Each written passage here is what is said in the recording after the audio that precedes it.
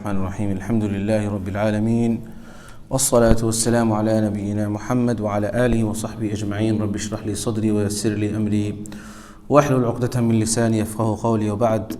We resume our journey through the Kitab of Nikah and the Book of Marriage, and we stopped on the lesson number 12, and we're talking about, we just finished talking about Mahr, and today inshallah I'll speak a bit more about Mahr, but from a different Kitab. And this is a really good book for sort of, it's not really it's not just fiqh, but it's more sort of, it's called a healthy Muslim marriage, unlocking the secrets to ultimate bliss, by Mufti Abdurrahman ibn Yusuf Mangira. It's a really good book. It's a good read. I really like how he contextualizes hadith and evidence, Quran and Sunnah, and etc. So though it's not a strictly fiqh book, nonetheless there are aspects of fiqh in it, of course. And certain aspects sort of he mentioned here quite in some sort of detail. I thought I'll pick up on, and inshallah I'll add it into our course. So we spoke about, as you remember, we spoke about Mahr, we spoke about the amount, the difference of scholars with regards to, does it have to be a physical thing or not, and what's the minimum if it were a physical thing, a physical sort of entity, a mal of some sort. And so, we spoke about that, and we understood that according to the Hanafi school of law, it has to be something physical, something of a minimum of 10 dirham, okay, which is about 30 grams or so.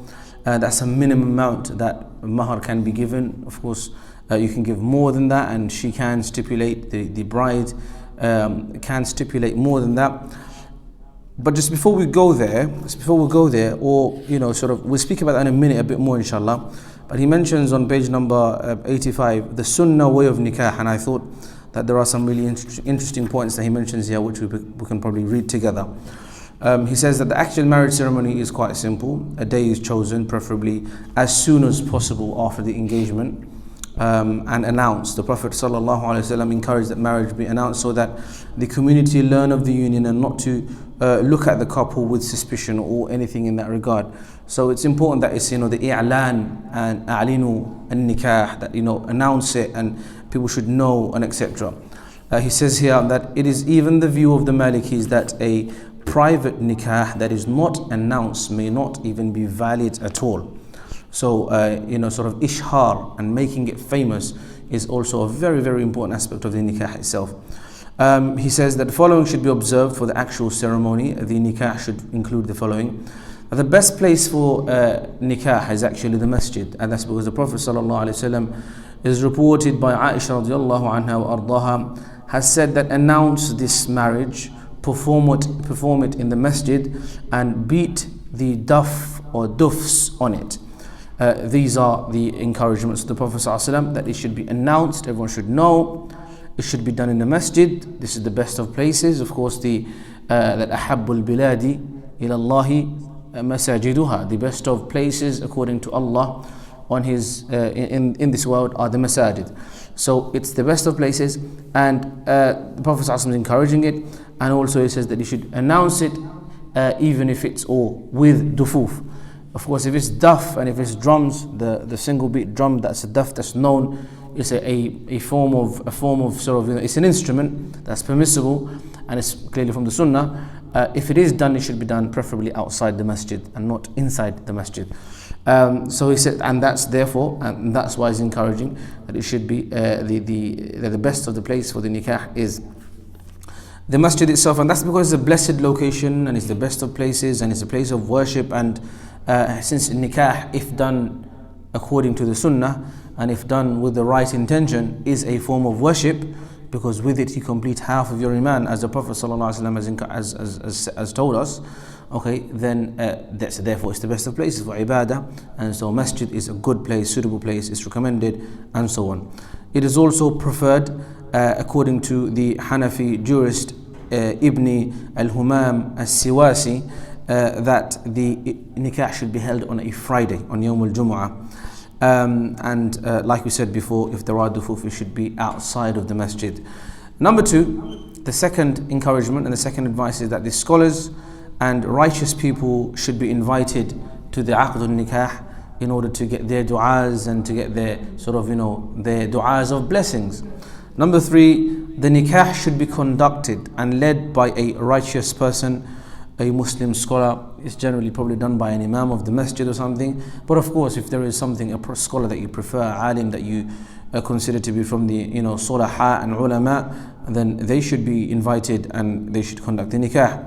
At least 2 witnesses should be made, the formal witnesses, even though everyone that witnesses the aqdun nikah are technically speaking witnesses, because they've been here, they witnessed it. Nonetheless, it's important to have at least 2 formal witnesses who are then penned down onto the certificate as well. The marriage payment, that's number 4. Number 5 is the mahr and the dowry payment should be stipulated beforehand, and the person performing the ceremony should be informed of the amount so he can state it as a part of the proceedings of the contract. So the marriage payment should be completed, as in it should be agreed upon, it should be stipulated beforehand.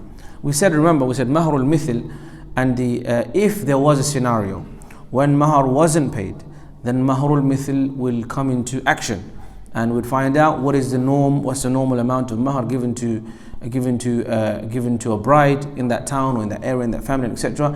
And mahrul mithl would become the method of dealing with that. That goes to show that nikah, even if mahr wasn't per se stipulated, the nikah would still be valid. It would still be valid, but the mahr would also be given automatically. There's no running from that. So mahr should be, even though it's a very, very important part of it, and mahr is integral to it. And if someone refuses to pay the mahr, they will be severely sinful, and the woman doesn't have to unless she agrees. It's her right. It's her right to receive the mahr.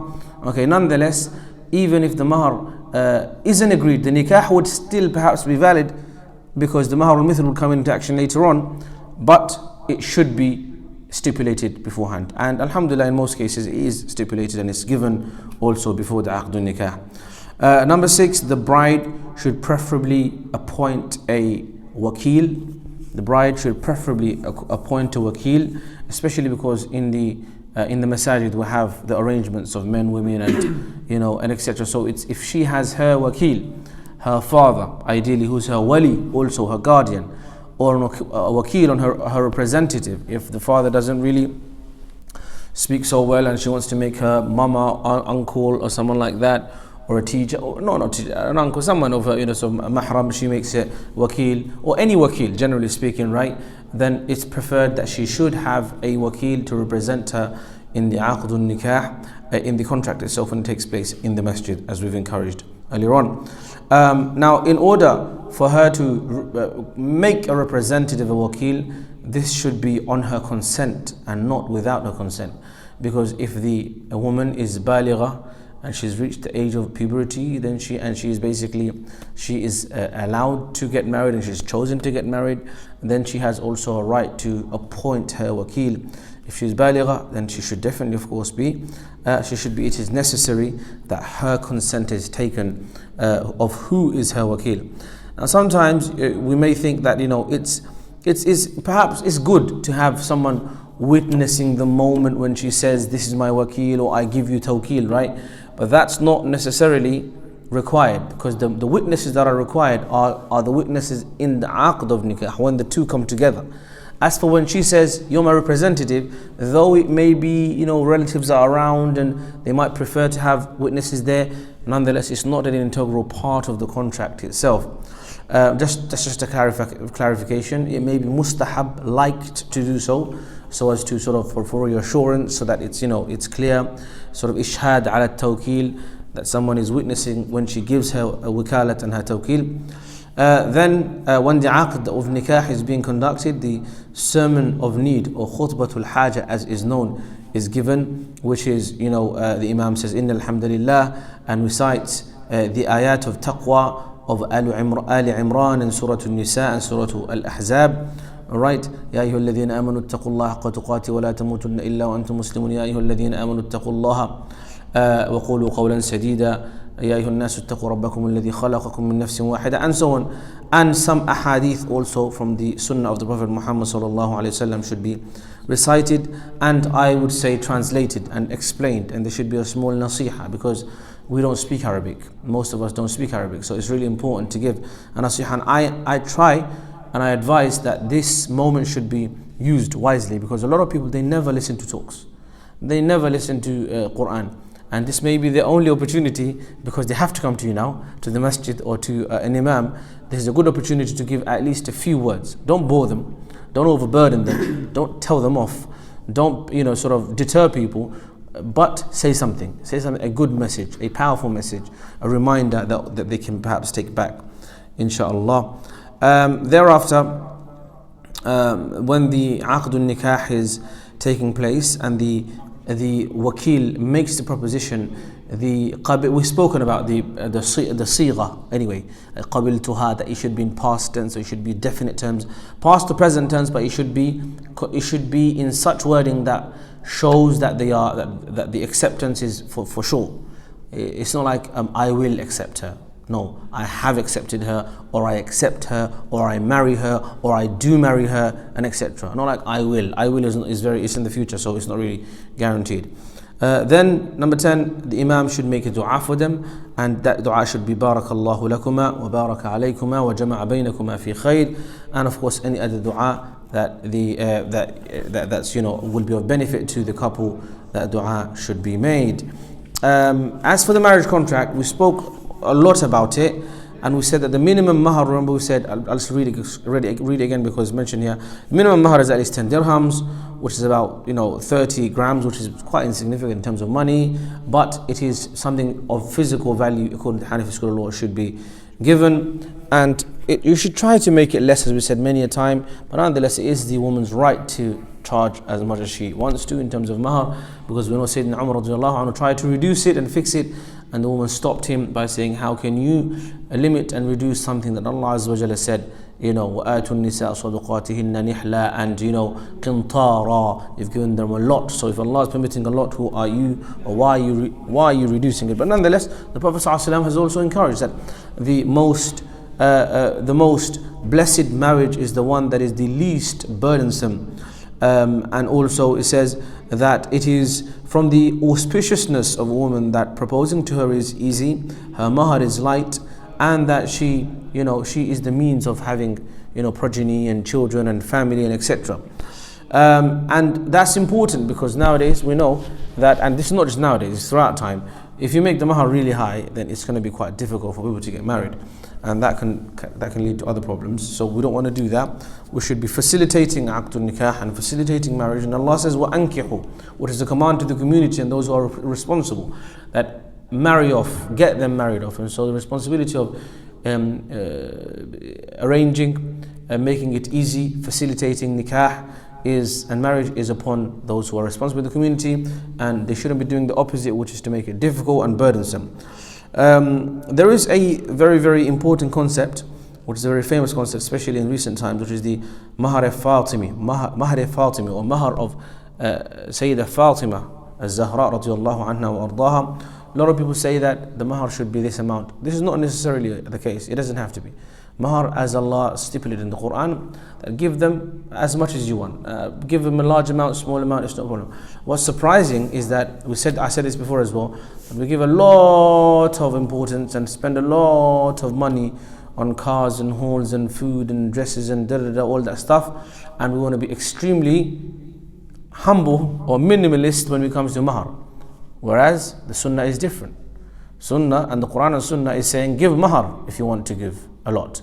As for the walimah, it can be simple. It's up to you. If you want to treat people, it's up to you. Simple. You can give more. But what's directly encouraged to be given as money, and it could be more, as mentioned in the Quran, is that mahr. Whereas we do the opposite sometimes. We try to negotiate the mahr to nothing and spend like so much money on other stuff which is not necessarily even a part of the walimah. It's nothing. It's like a lot of the time it's a waste of money. But I do understand we want to make it nice, but if it should be a balance. There should be a balance. Nonetheless, the mahr that was given to Fatima radiallahu anha, There are various narrations of it, about it. Majority of the narrations show that it was 480 dirhams, which is about 1,469.66, 1,470 grams of silver, which when he wrote this book was 725 pounds. So that's what a lot of people say, Mahr Fatimi, you want to give Mahr, or my son is going to give your daughter Mahr, the Mahr that was given by Ali radiallahu anhu to Fatima radiallahu anha. The notion and the gesture is nice, but it's not necessarily the reference point of Shara. It's good, it's historical fact, but it doesn't mean that this is what the Mahr has to be. It could be that, it could be more, it could be less. Nonetheless, it's not a problem. But the author is saying that a preferred method, if you want to base your Mahr based upon the Sunnah of the Prophet ﷺ, then you're rather better off giving Mahr based on how the Prophet gave to his wives, because that wasn't once. Also, the Mahr that Ali radiallahu anhu gave to Fatima, and Ali radiallahu anhu had to sell off some of his things to prepare that Mahr, right? Those narrations are numerous, and it's not 100% accurate, perhaps you can say, as in there isn't one strict known opinion that this is the amount. So there is, what's more clear and what's more authentically narrated is what the Prophet ﷺ gave to his wives as Mahr, and that was 1,530 grams of silver, which is about, at the time the book was written, 755 pounds. And silver price is, as you know, is a lot cheaper than gold, and it's probably still the same amount now, but you could double check. Nonetheless, that's a preferred amount if you want to go by it, if you want to go according to it. But again, look, these are historic facts, and it does not mean that we have to stick by it. You can indeed follow that, or you can agree to any amount of Mahr. There's another very, very important concept that comes into play, especially in our Indian and sort of Desi and subcontinent culture, and maybe also in your culture, which is the furniture for the bridal home. You have to give. Who has to give? Well, a man give it to the wife, but just what he can. So I'll tell you something about myself. In 1974, my mom, to my wife, I give her £60, and she still owe me £40. I have to give her the £40. But now, Subhanallah. no, Subhanallah. £60. And So it's a very small last Mahr. time I didn't know her, That was £100 to get £100. Subhanallah. And she have to do the party in her home, and I do my one in my home. Subhanallah. Okay. So that's a very, very... She just married about 5 years ago. About 5 years. Her Mahr was £500. Wow. Lucky guy. Yeah. Lucky guy, yeah. Nadir's finished. Nadir got finished off. MashaAllah. But alhamdulillah, hopefully he's getting reciprocated. He's gonna get it back, hopefully, inshallah, in gifts. Inshallah. Whatever is in mutual agreement, and if you can do it in a happy, mutually agreed way, then it's Shar'an is fine. No, that's exactly. You can afford on that. Exactly. That's the point. Whatever you can afford, aysar and easy and affordable and easing is all relative. For someone, £1 million is easy. For someone, £10 is difficult. So it depends on the circumstances, and usually that's why it's important to know that the woman is married for her wealth and for what the things that you look at. We spoke about before.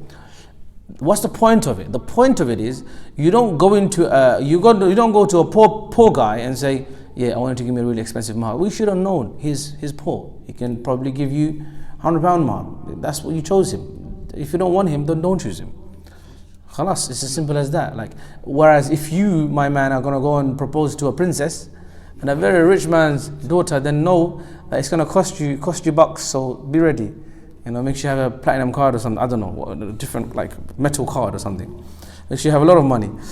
All of this is done beforehand, so that you can avoid munaza'a, you can avoid any sort of disputes. Nonetheless, the concept that we're talking about is the, we say in Bangla, biar mal. The mal, the furniture. Sometimes, in our culture, they have that the furniture has to be given by the bride's family. There's no evidence for that. Yes, the Prophet ﷺ did give small things to Fatima radiallahu anha during her marriage, when she got married to Ali radiallahu anhu. But don't forget, Ali was also his cousin, and he was under his care. So just like he was giving to Fatima, he was actually giving to him also. So we can say that he was just preparing, helping them out as a gift, both as a cousin as well as a father-in-law. So it's not, it is, because some people use that as evidence that, Prophet gave to Fatima all of, this. It was like a water skin and some very, very basic things like, not of minimum. And from that we say, no, sofa set, fridge, washing machine, dishwasher, motorcycle, car, everything. They try to chuck everything into it. And what happens is, it becomes rusumat, formalities, and people make this a part of like a marriage. It's not. Shar'an, there's no need for it. What's rather is the other way around. The financial duty is on the man from the very, very beginning. He has to give the mahr, he has to feed walimah. Even the nikah ceremony that the woman's or the bride's side may do, it's optional. There is no shar'i encouragement or requirement for that. If the bride's father wants to do a nikah ceremony in a nice fancy restaurant costing him £7,000-8,000, that's his choice. It's not a shari'i requirement. But nonetheless, the point that we're trying to get at is that the furniture, if someone wants to give willingly as a gift, my daughter's getting married and I should, let me just take this very quickly. Assalamu alaikum. I'm in a lesson, please call me back later. Assalamu alaikum. Shukran.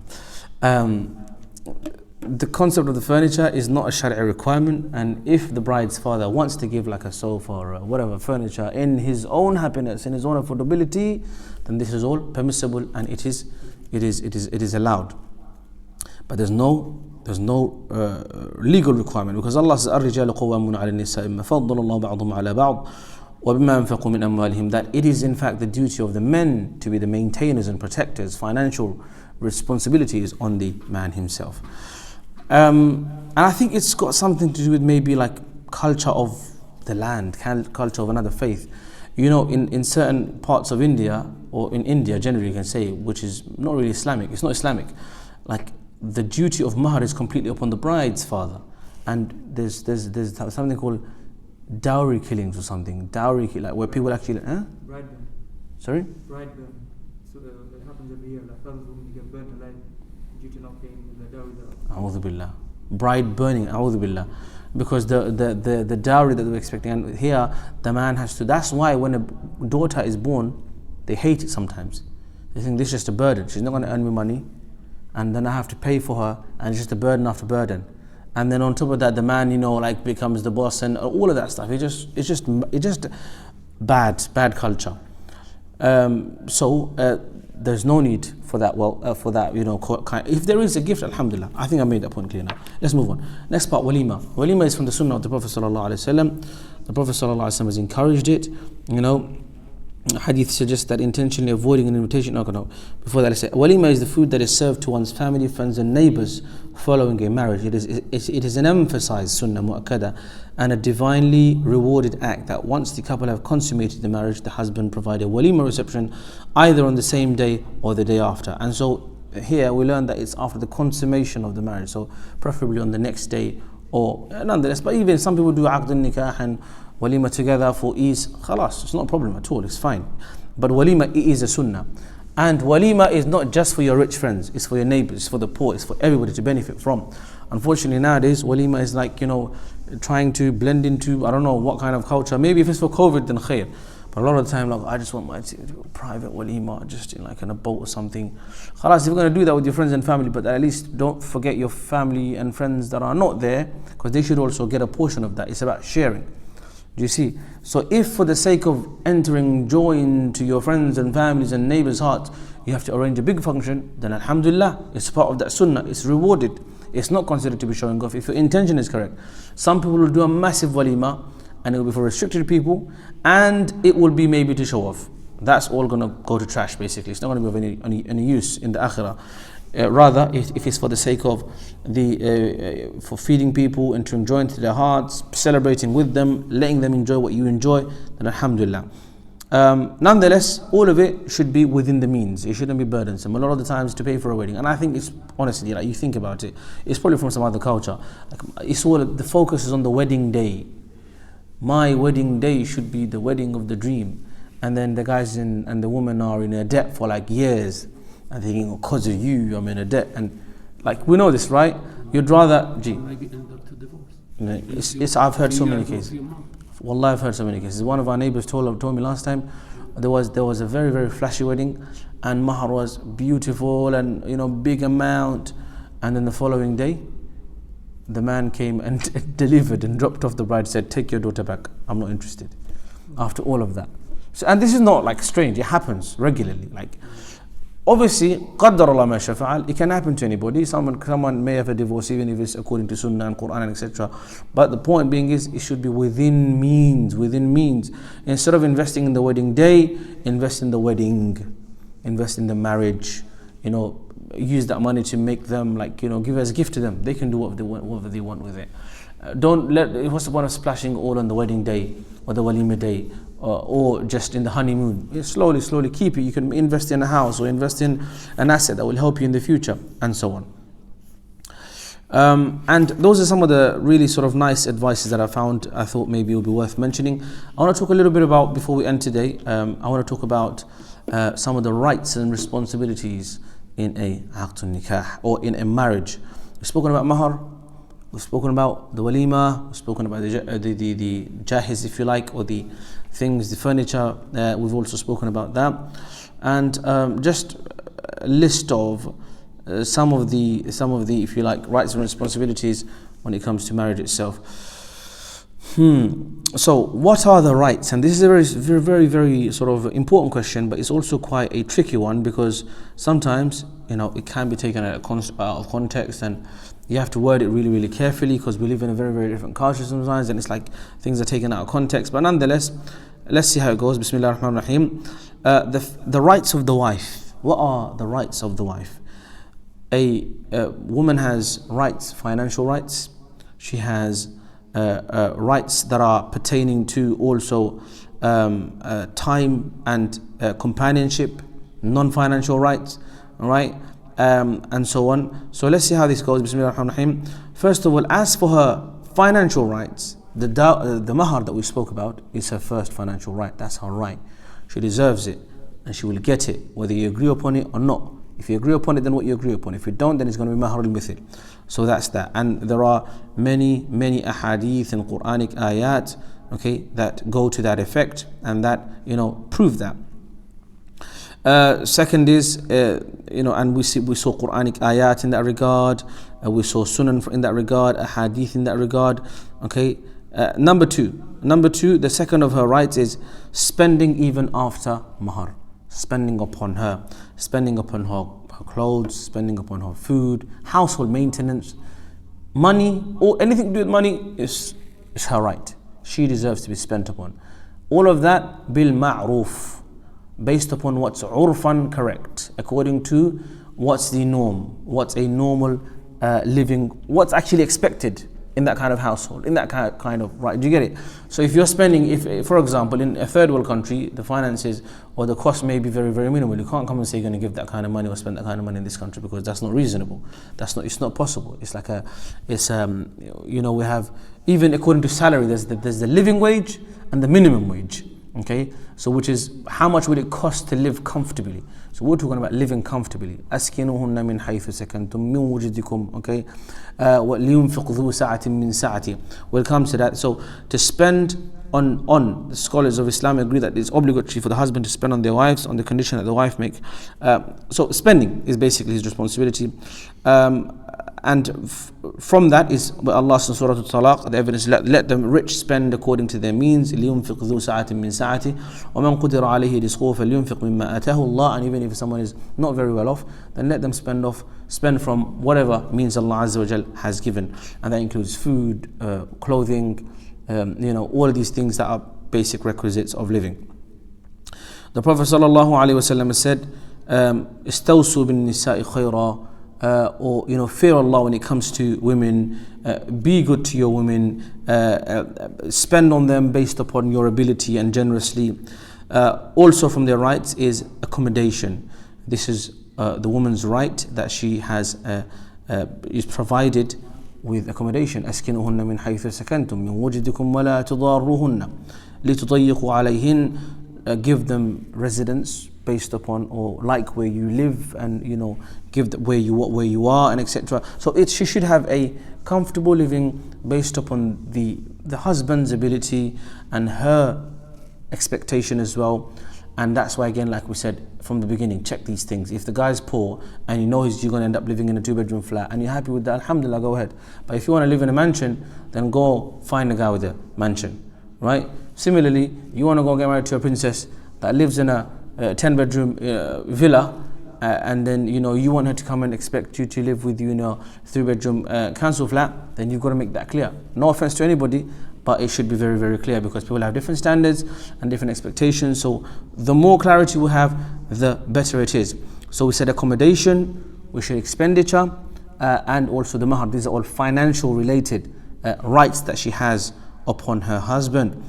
As for non-financial rights, she has a right to, of course, now this is going to be a controversial one perhaps, but it is an aspect of shara that if someone is married to more than one woman, that the time is divided correctly and fairly, and that not all the time is given to one family and none to the other. That's not permitted. It has to be fairly done and fairly dealt with, and that's narrated again, various ayat and various sunan of the Prophet ﷺ that's saying the same thing. Secondly is also fair treatment and also kind treatment. Fair treatment and kind treatment. This is her right, that you be kind to her, because the Prophet ﷺ, or Allah says that وَعَاشِرُهُنَّ بِالْمَعْرُوفِ, live with them honorably, live with them in good conduct. وَعَاشِرُهُنَّ بِالْمَعْرُوفِ. It's very, very simple ayah, short ayah, but it's very comprehensive, that live and spend your time with them and do mu'asharat with them in goodness, okay, and what's socially acceptable, what's socially nice, and etc. The Prophet ﷺ has also said that the women have a right over you, similar to, just the way you have a right over them. Also, the Messenger of Allah said that be kind to women, وَاسْتَوْصُوا بِالنِّسَاءِ خَيْرًا, and many more hadith in that regard, to that effect. Also is, of course, if you're going to be nice to your wife, nice to a woman, is also that you shouldn't harm her. You should not, for no reason, some people, it's strange, like certain cultures, they just make a woman's life hard for no reason. Like, why should you have fun? Why should you go and see your friends? Why should you go and see your family? It's just like harming for no reason. Like, it's like, I've seen that happen, so it's going to happen to you as well. So no, there should be no harm whatsoever. Emotional, of course, physical, verbal, no harm whatsoever should be caused to the bride and to the wife. Because the Prophet ﷺ said there should be no harming nor reciprocating of harm, as narrated by Ubadah ibn Samit radiallahu anhu arda, and narrated by Ibn Majah. And there are many more hadith to that effect, and that's why I would say a book like that, which is the Healthy Muslim Marriage book, it's like you go into all the hadith, but this is nonetheless a fiqh lesson, so we're just trying to whiz and skim through these, and we'll move on. Right, so these are some of the rights in summary. Okay, financial rights, non-financial rights, giving of time, spending time, a reasonable amount. Now, this thing of spending time is important and it's her right, but sometimes we go overboard with it. Like, for example, this is something like a husband is expected to work and be well off and have, freedom of financial freedom, but also he has to be home half the time or more than half the time. It doesn't, like, you can't do both. How is that possible? And I think sometimes it's like, it's common sense question, like, how is a person supposed to, make a good living, make a good earning, but then at the same time, the moment he finishes work, or even if he's not finished work, like, oh, why are you not home yet? Do you see? Everyone has a role to play, and everyone has, contributions to make. If you're going to expect your husband to provide, and you're not going to, obviously, it's not your duty, and you're not going to, then he should have that freedom to navigate and to do and to graft, if you like, in a halal way, of course, to make a living. And this may take time, it will take dedication, it will take focus, and as a family, as a unit, you may have to deal with that. Sometimes it may mean that you have to spend a bit more time with the children, more than you expect sometimes, maybe less than, of course, where it's possible, the husband should indeed come and help and be at home and spend time and, like we said, give time and give attention and do mu'asharat bil ma'roof and be kind and laugh and enjoy and etc. But you can't have movie nights every night if the guy's got morning work. Do you see? And you can't have date night every week if you can't afford it, or if he's got to work on the weekends, or if he's got overtime. common sense, but you know what? Common sense is not so common sometimes. But it's, you know, it's just like, how is he supposed to do that? Like, think about it. If you're in that person's shoe, and don't worry, just like we'll say it for the men too. Some men also have to be considerate about that. You know, they expect, mashallah, the children should be all fed, children should be all clothed, and the house should be like gleaming, shining, clean, safe, and like bleached and everything. And at the same time, you know, she should also be looking like she just came down from her, came down from her wedding stage or something. It's not reasonable. You got to understand. And again, it's easier said than done. Sometimes emotions get the better of you, and sometimes you get frustrated and you think X, Y, and Z. But you've got to understand that she's been working, or she's been at working with the kids, or a lot of the time, let's be realistic. Sometimes both partners are working, and you've got to think of that as well. You've got to think of that. Yes, you may work, but that work is also based on agreement.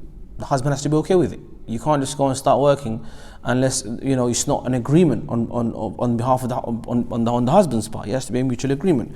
Right? Of course, you want to work, but also he has to be okay with it, because it's a unit. You work together, right? You work together.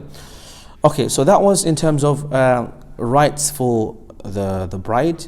As for the husband's rights, there are a few, and we'll go first of all. One of them is obedience. That if there is a demand or an order, and if it's said in like a human way, because sometimes men say that, "Oi, do that." That's again not from the Sunnah. The Prophet ﷺ never taught that.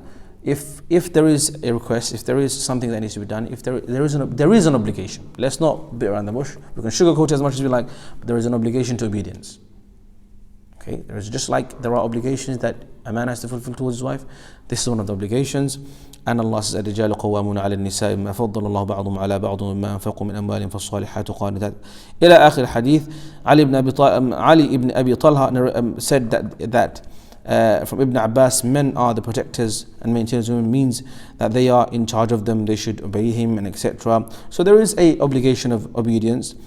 Also, making herself available to her husband. That means available mentally, like if he wants to talk to you, if he wants to sit with you, then that you should have that availability for him. If he wants to have intimacy, then you should be available for that as well. If he wants to, whatever, so making yourself available, because that's why the responsibility of maintaining the household is upon him, so that you don't have to do anything, so that you can have both sides are covered. Both sides are covered. So making yourself available to your husband for his companionship, for his emotional support. Of course, for you as well, he would do the same thing. We said that he should be, being kind to you and maintaining you and etc. Right? And you should also make yourself available. The woman should make herself available to her husband for whatever needs it may be, whether it be emotional, whether it be intimacy, sexual, whatever. All of that is a part of it, and there are various ahadith which are to that effect. The Prophet ﷺ said in a hadith that when a man calls his wife to his bed and she refuses, and he goes and sleeps angry with her, nothing to laugh about, the angels will curse her until the morning. Now this is a very serious hadith, but in this kitab, I really appreciated that, how he contextualized this. He got that hadith and he said, take from this many lessons. One is that, of course, women should make herself available, and there is a need for that. That if someone someone shouldn't have to be left hanging like that in that regard. But he also says that realize here how there's no force. He doesn't say that he goes and forces himself upon her. He says no, he goes to sleep angry. Shows adab. That if she's not ready, if she's not physically, and mentally, physically or mentally ready, then you shouldn't force it. You shouldn't force intimacy. You shouldn't. It's not from the Sunnah. It's not from the methodology. It's not.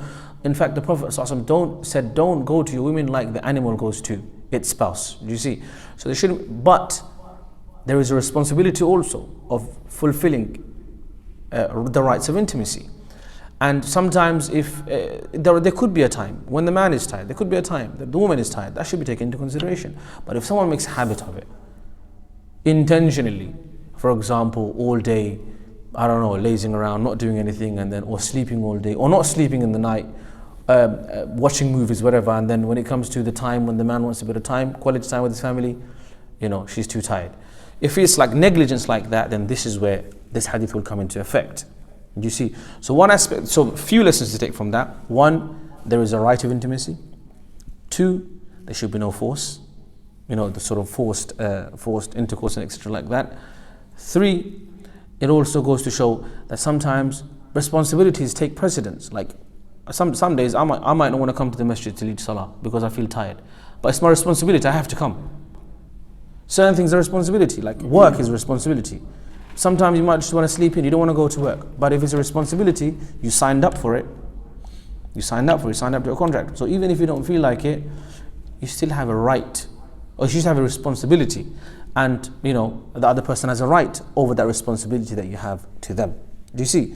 It's nothing like, it's not brutality, it's not like force, it's just to make the family and the household work where both parties are receiving the rights and the other party is fulfilling the responsibility. So long as you do your responsibilities, the rights of the other party is automatically fulfilled anyway. So we said that there is a right of making oneself of obedience, of making yourself available, and the rights of intimacy. Alright. We also said that that when it comes to leaving the house, now we can sugarcoat it as much as we like, but the hadith are there. If the husband doesn't agree to his wife leaving the home, right, then this has to be taken into consideration. This should be followed. Now, of course, this should be within reasonable grounds as well, right? If she has a very, very important need, a need whether it be, sometimes taking some fresh air is a very important need. We live in a country and a time of mental health issues. So medical issues are, of course, a reasonable ground. So if she's, for example, says, you know what, I need to go for a walk right now, for a bit of fresh air. I need to go to the doctors. I need to go, all that stuff, which are necessity. Because Allah says, لا يكلف الله نفسا إلا وسعها. Allah will not command you to do something you cannot do. And whatever is needed for you to do, لا ضرر ولا ضرار, as the qaida says, there is no harming, and there is no harming doing or done to, right? So if there is a need, and the husband being stubborn for no reason, then she may excuse herself. But generally speaking, if it's within reasonable, if it's within like sort of, if it's just like, oh, we're supposed to spend time together, she wants to go see her friends, like, nah, it's alright, I'd rather spend the time with you, that sort of stuff, that should be taken into consideration. That's quite serious stuff. Oh, I just wanted to go and see, like, for example, my sister, not for any particular reason, just I want to go and like watch the football with her or something, right? Or let's go shopping with her. He's like, no, I'd rather you be at home because I'd rather spend time with you, whatever, or the children need you, or we have things to do at home, and etc. That should be taken into consideration. But if it's a need, I need to go to the doctors, I go on hospital appointment, I go on operation, all of this stuff, right? Or I really just need to go for a walk, and to go to the gym to keep myself healthy and fit, and the guy's just being stubborn for no reason, then she may excuse herself in that regard. So there is a balance in that way. You can't just quote one side and leave the other side blank. There is a responsibility of obedience, unless there is a shari'i and a sharia compliant reason to not do so. There is also encouragement to service, just like the Prophet ﷺ said that خيركم خيركم لأهلي, the best of you to your families. And the Prophet ﷺ would also help at home. Yes, we hear this, like these are the popular narratives and the popular quotes that you hear from like celebrity sheikhs sometimes. The Prophet used to cook and all of that stuff. But then we don't hear talk much about this side, that the woman should also serve her husband and prepare him and present it, etc. This is from the Sunnah as well, right? Yes, you may say, right, you don't have to cook for your in-laws, but what are you going to say about preparing food?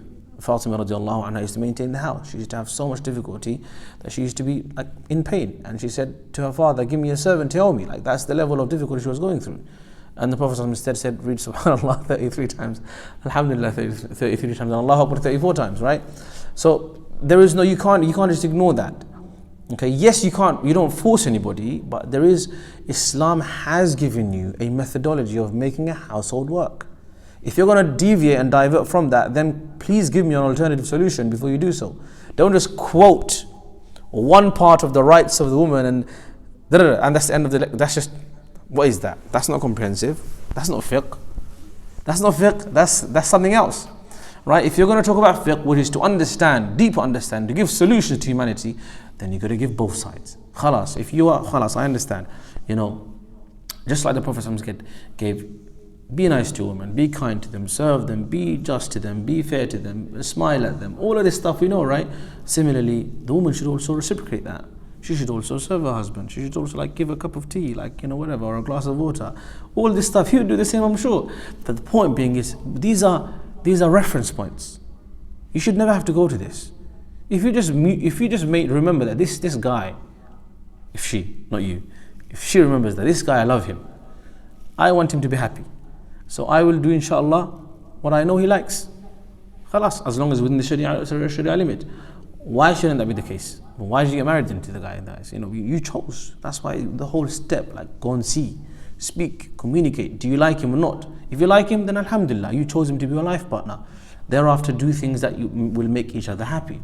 Common sense, but it's not so common sometimes. You get lost in emotion, lost in frustration, lost in anger, lost in revenge, lost in jealousy sometimes. It's weird. Wallah, it's weird. Sometimes it happens. Similarly, you chose this woman to be your bride, to be your wife. You want her to be happy? No, you don't. What are you? You're right. Of course you want your wife to be happy. If she's happy, you're happy. If she's happy, you're happy. Khalas, so if it makes her happy that she wants to go see her family regularly, and it's not affecting you in any bad way, why are you going to be stubborn about it for? Just relax, chill. You go see your boys or something, go see your friends or something, khalas, it's fine. It's like, take it easy. We've become so formal and so rigid and so like paper and pen when it comes to these issues when it's not supposed to be paper and pen. When it comes to salah, which is paper and pen, which is kitab and sunnah, then we're like, yeah, we'll think about it afterwards. So what's supposed to be rigid and strict, we're not strict about sometimes. What's supposed to be open, mutual understanding, take it easy, whatever makes it work, right? Then we're like, oh, these are what we're saying is reference points. If there is a dispute, you can come and refer to these. But generally, it should just run out of love and compassion. Allah says in the Quran, وَمِنْ آيَاتِي أَنْ خَلَقَ لَكُم مِنْ أَنفُسِكُمْ أَزْوَاجًا لِتَسْكُنُوا إِلَيْهَا وَجَعَلَ بَيْنَكُم مَوَدَّةً وَرَحْمَةً. He made between you love and compassion, care and compassion. These two wings, love and compassion, should make everything smooth and sweet as chocolate or honey, whatever you like, inshallah, and so on. So I think we've covered this stuff quite in some detail, and I think it's enough. I'll take a couple of questions because I think today's topic is probably a bit dense, and if I've missed anything, maybe you can remind me. Next week, inshallah, we'll speak a bit more about when the children eventually do come. Maybe we'll talk about some sunan of intimacy. Like, sort of what's the method of what are some of the sunan? What's the dua that you recite when you see your wife? What's the dua before intercourse, and etc. What's the method of, like, you know, bearing children, and what should be done, and etc. And then we'll talk about rida as well, breastfeeding and suckling and all of that. What are the rules? And there is a bit of qaida there, and then we'll end the chapter, inshallah. Are there any questions? Hope not. خلاص جزاكم الله خيرا سبحانك اللهم اشهد ان لا اله الا انت استغفرك واتوب اليك والسلام عليكم ورحمه الله وبركاته.